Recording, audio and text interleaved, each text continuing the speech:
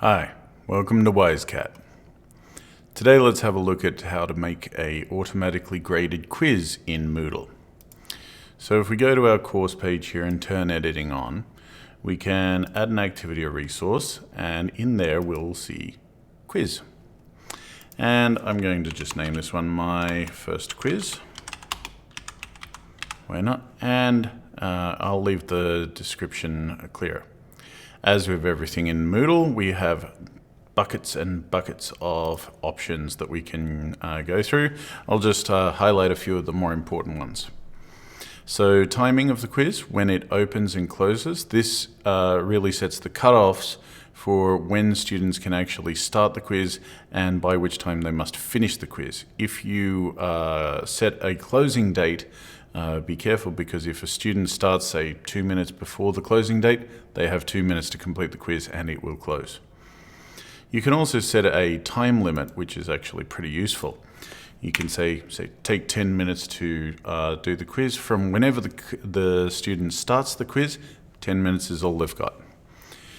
And you can also choose what happens when the timer runs out. So I'm going to leave this at the default. Open attempts are submitted automatically. Next, we can choose the grade category, and this is going to be very useful because we want to know where this score is going to go. In the gradebook, you can actually set up categories to have them all add to a given score that is part of a category, and that's very useful as well. I don't yet have any categories set up, so I'll leave that as uncategorized, but I will set a grade to pass at 10 marks. Why not? Now the next thing is attempts allowed, and this is an interesting setting because you can set the number of attempts that the number of times students are allowed to take the test, or you can leave it at unlimited, so they can take it as many times as they like. Because this quiz is actually going to be available to students, and it's not going to cause me any more labor to mark it because it's automatically graded, why not? Let's let them take it as many times as they like, and the highest grade they get, that can be their grade. So if they get full marks in it once, then they will have full marks in it, and that will stay true forever. Okay, let's also new page, doesn't really matter. Review options. Now this is actually quite an important section here and somewhat misunderstood. So during the attempt, this means while the students are actually taking the quiz, and a lot of these are actually not selectable at the moment because I have deferred feedback set. If you change the question behavior, you can actually have interactive with multiple tries or something, which will allow the students to check whether it's correct while they're actually doing the actual test. But I'm going to leave this at the default deferred feedback at the moment, which means we don't have to worry about during the attempt, but the other three will actually concern us. I don't really have a after the quiz is closed either, because, well, I didn't set a closing date. I said the students can keep taking this for as long as they like. But I do have these two here, immediately after the attempt and later while the quiz is still open. So immediately after the attempt is, as soon as they have finished the quiz, that's it. They get this sort of feedback coming back. So I'll let them see the attempt for that. I'll let them see whether it's correct, their answers were correct or not. I'll let them see the marks and the feedback as well that might be embedded in the questions. Right answer. I don't want to give them the right answer. I want these students to take the quiz as many times as they like, and I want them to think of the right answer themselves. If they make a wrong answer, I want to tell them that was an incorrect answer, but I want them then to think about it themselves and come up with the correct answer. So I'm going to remove right answer from straight after the quiz and later on as well, so that they can't have it. You can actually show them the right answer immediately after they've finished the attempt and then hide it from them later, but I'm just going to hide it from both. So, of course, you have granular control over everything there. Safe Exam Browser is used by some institutions, but I'm not going to set that today. And you can add additional restrictions. This is pretty cool too. So in our quiz at the moment, we're doing this as a practice quiz. We want students to think about it. What's the correct answer? But students might not think about it. Being a automatically graded thing, they might just take it again straight away as soon as they finish and just randomly answer. So between the first and second time that they take it, the quiz, let's make them wait 5 minutes. And thereafter, let's make them wait 10 minutes. So now if students actually try to take the quiz and just answer random answers, they will find it takes them a very long time before they can get full marks on this particular quiz. And you can add some other browser security and other options as well. Feedback, if you want to give them feedback based on what grade they took in this particular quiz, you can set those. You can add as many as you like. And about there, we've got other options as well, but those are the main ones. So I'm just going to save and display. And there we have it. We have made a quiz. We definitely have made a quiz. If we go to my new course again, there's my first quiz right there. Oh, I might put it in topic 1. There we go, my first quiz. It's right there. The quiz exists, but it has no questions.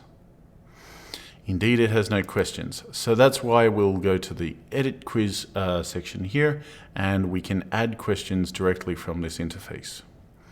Now, I'll be doing another video fairly soon about adding questions from the question bank and actually putting questions into the question bank. But suffice for now to say that the question bank is it's a bank where you can save up lots and lots and lots of questions, and you can use them in as many quizzes as you like. For now, I'm just going to show you the easiest way to make a question, but also one of the more labor-intensive ways. And that is to go straight from this page and click on Add a New Question. So you choose which type you wish to add. So I'm going to choose multiple choice here. And I can now choose where I'm going to put this quiz. As I am an admin, I can even put it in system, but I'm just going to put it in the default for my new course. This is a course level category, and this default for my first quiz is a quiz level category. So the course level category means the same question will be available for other quizzes later. So I'm going to just in here add question name, and I'll say how long. It's a good question. And I'm going to just copy paste some text from another file that I have on standby right here so that I can give a grade. So I'm asking the question, how long is a piece of string? This is a multiple choice question, and we all know that the answer to how long is a piece of string is 2 times half a piece of string. Okay, so we have to choose what sort of grade we're going to give this answer. And I'm going to give this answer, if they choose 2 times half a piece of string, 100%. That's what they get.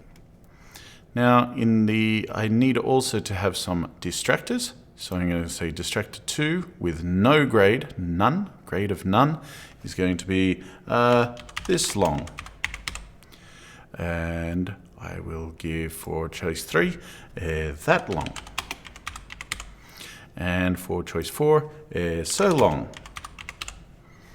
Okay. And I might also, you can also add feedback here. And I might give them a little bit of feedback, not telling me so much. And I might actually, for this long and that long, I'll give them both that feedback. Okay, and for so long, sayonara. Yay. Okay, so there we go. I have now got a quiz question in there, and I will save the changes. And there we go. The question is in that quiz, and it also is in the question bank. So remember, we saved this question to the question bank as well in the course category of default for the course is where we saved it. So this question does not just belong in this first quiz, but also in the question bank.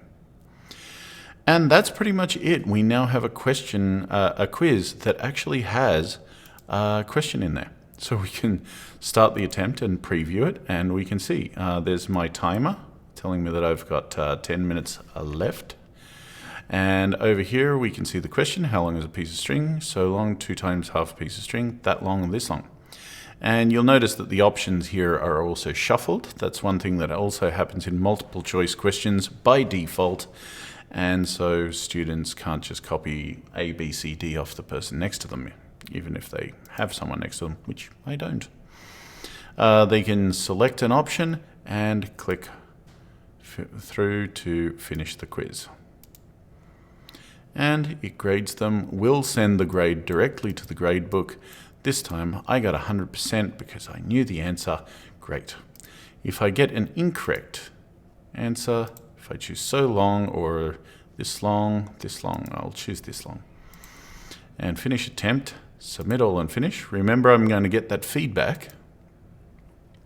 And there it is. There's my feedback, not telling me so much. Yeah, yes. So I have an incorrect answer for that one, and it gives me the review option. Now, I'm a teacher, so being a teacher, I can actually start the new previews as often as I like, although students would have to wait 5 minutes or 10 minutes to take the test again to start a new attempt. Okay, so that's how to make a quiz in Moodle. There are many, many more options that I haven't covered yet, and I'm going to save a few topics for future videos, including making questions using the ICANN format and using the gift format as well. ICANN format is one way that you can use to turn existing paper tests into Moodle quizzes very, very quickly. So, hope you're all looking forward to that, and I'll talk to you again very soon. Thank you very much.